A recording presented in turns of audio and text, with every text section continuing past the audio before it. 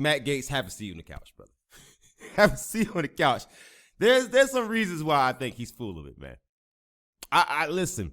I used to work corrections, right? So I hung around a lot of pedos. I hung around a lot of criminals. And the one thing about a correctional officer that was even somewhat decent at their job is that person can spot past some BS, man.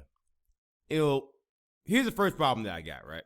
So Matt Gaetz comes up with this story about this DOJ official, this guy who's been a lawyer for 37 years, blackmailing him by claiming that he can make this story about a 17-year-old girl that Matt Gaetz is supposedly and allegedly was flying around with and having sex with, engaging in sex trafficking, that he can make it go away if Matt Gaetz were to send $25 million.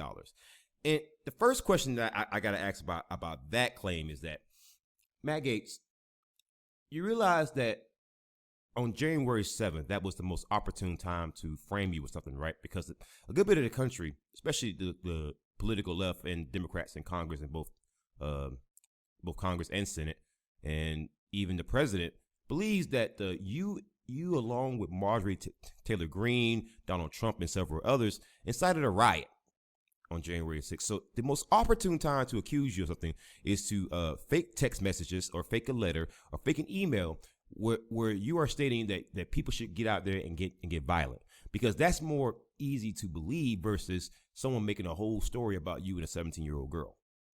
See, that's the first problem that I have, because if this person is really a DOJ official and they're really a lawyer of 37 years, they're going to take the path of least resistance when it comes to blackmail.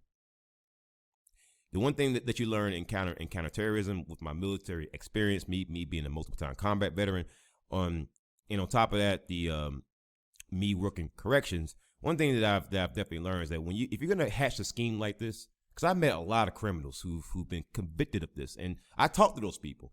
If you're gonna hatch a scheme like this, you always treat it just like an electrician, treats wiring. You want to make sure the wiring always follows the path of least resistance, but it's grounded. So this whole thing with a 17-year-old girl, if Matt Gaetz was never a pedophile or he was never a type to sleep with underage girls, then that claim wouldn't be grounded. But a claim that you incited a Capitol riot and then fabricating some articles, see, that claim is grounded because it's already set. People already believe that. A good bit of country already believe that. So that's what you call a grounded attempt versus something that is just wild out there. The other claim with the 17-year-old girl would not follow the path of least resistance. That's how I know someone involved in intelligence in the DOJ and a person who's a lawyer for 37 years working for the federal government. That's not something that they would do. That's the first problem that I have. It just doesn't sound similar. So Matt Gaetz, please have a seat on the couch, sir. And let me get to point two. Point two is the timing, right? So Matt Gaetz was already under investigation before he came out with this story about apparently there being some blackmail. Now, if Matt Gaetz is who I think he is, whenever there's a certain scandal or a certain thing out there, Matt Gaetz is a type of politician to try to get out in front of it. So if this was already out there, given Matt Gaetz's personality, I think that he would try to get out in front of it, because that's what a lot of politicians tend to do. They don't just, you do have some scandals, whereas people will discover things and things will be truly a surprise. However, that's not the case here, right? I just don't listen. Call me suspicious. Call me Negro Dominus, but I got my suspicions, man. Oh my God, I got my suspicions. So when it comes to this timing, it was already in motion before he came on Tucker Carlson and spoke about it, and the world first heard about this. So that's the second problem. So Matt Gaetz, I need you can jump up and down on the couch like Tom Cruise, but I need you on the couch, sir. I need eyes on this man at all times. Oh my God, please don't take eyes off this man, because your daughter might go missing, baby. Listen, he the only congressman driving the ice cream truck to work. Man, I tell you, man, you got to be careful, Matt Gaetz, man. He's definitely a shitty congressman, but man, he got a promising future in the Catholic Church. And the Boy Scouts is co-ed now, so man, get on it, brother. I'm just kidding. I'm joking. Jokey joke.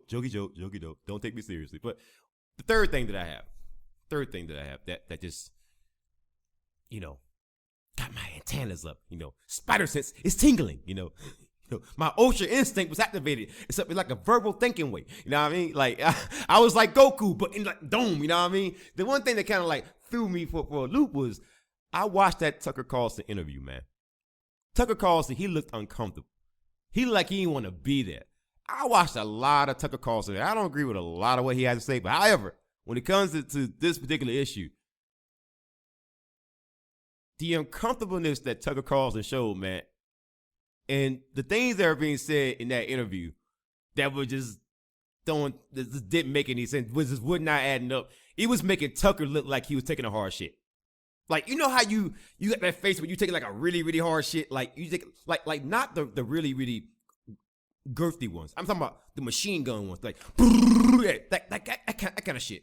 Yo, Tucker Carlson, he had the most uncomfortable look on his face. So, listen, Matt Gaetz, put down the fucking cookies, drop the milk, get on the couch. You are free to leave, but the deputies are going to be outside waiting for you, baby. So I think he did it, man. I think that Matt Gaetz needs to take a step down. I just, nothing about that story is adding up, especially the first point. Because if you're going to make a story about this, right, why not already use things that are already out there in the American consciousness versus just making up a whole new claim? Because the more things that you make up that are new, the more things that you're going to have to justify, right? So, I mean, again, if you came out with a claim on January 7th and say, hey, here's this email where Matt Gaetz is saying this, right? And you're going to blackmail like that way, that makes a lot more sense, because even if the email is fake, right, people are going to still question. If it goes public, people are going to still wonder if the email is true based on the fact that many people in the country already believe that Matt Gaetz was inciting the goddamn riot. So why would you make up something new? If you're a DOJ official, listen, all I'm asking you to do is think about it, baby. Think about it. Oh my God, just think about it for a quick second. Think about it. Ponder on it for a spell, baby. Tap one Blue Mana from Magic the Gathering, tap one Island, and play Ponder, baby. Just play Ponder. Think about it. Does it really make sense? Anyways, guys, that's going to be it for the video. Thank you guys for joining me. Hit the like button, hit the share button. Make sure that you let people know that I run this channel. Horns up, peace out. Good night, and good luck.